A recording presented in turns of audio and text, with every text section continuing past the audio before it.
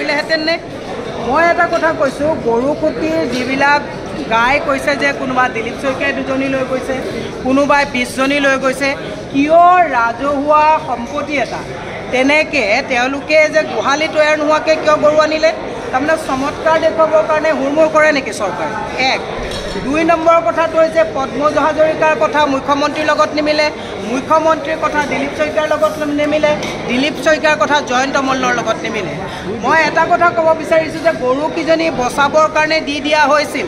এখন ইংৰাজী কাগজত বিজ্ঞাপন দি মই কৈছোঁ যদি গৰুবিলাক যদি দিয়ে দিবলগীয়া হৈছিলে কিমান অসমত গোপালক আছিলে যিসকল গোপালকৰ এটা নিজৰ গৰু ৰখাৰ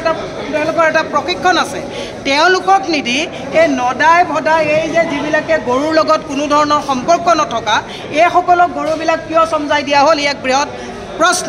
দ্বিতীয় কথাটো হৈছে আপোনালোকে অকল গীৰ গাইৰ কথাত লাগি আছে জয়ন্ত মল্ল ডাঙৰীয়াই কৈছে যে কংগ্ৰেছত থাকোঁতে বহুত নকৰিবলগীয়া অনৈতিক কাম কৰিছিল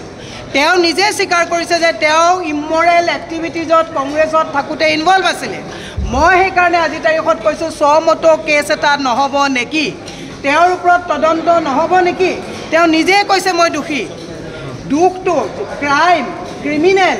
এই কথাটো তেওঁ নিজে কৈছে যে মই ক্ৰাইম কৰিছোঁ তেওঁ নিজে কৈছে যে মই ক্ৰিমিনেল এক্টিভিটিজত মই ইনভলভ হৈছোঁ তেতিয়াহ'লে তেওঁৰ ওপৰত তদন্ত নহ'ব নেকি এক বৃহৎ প্ৰশ্ন সেইকাৰণে আমি কৈছোঁ আৰু এটা কথা জানি দুখ পাব পদ্ম হাজৰিকা যিজন বিধায়ক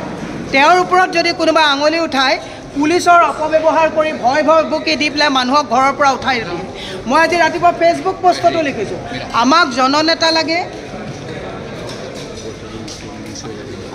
আৰু মই সেইকাৰণেই কৈছোঁ যে এই গোটেই কথাখিনি আপোনাৰ পদ্ম হাজৰিকা ডাঙৰীয়াই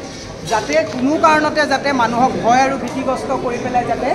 মানে মানুহক হাৰাশাস্তি কৰিব নোৱাৰে তাৰ কাৰণে মই অনুৰোধ জনাইছোঁ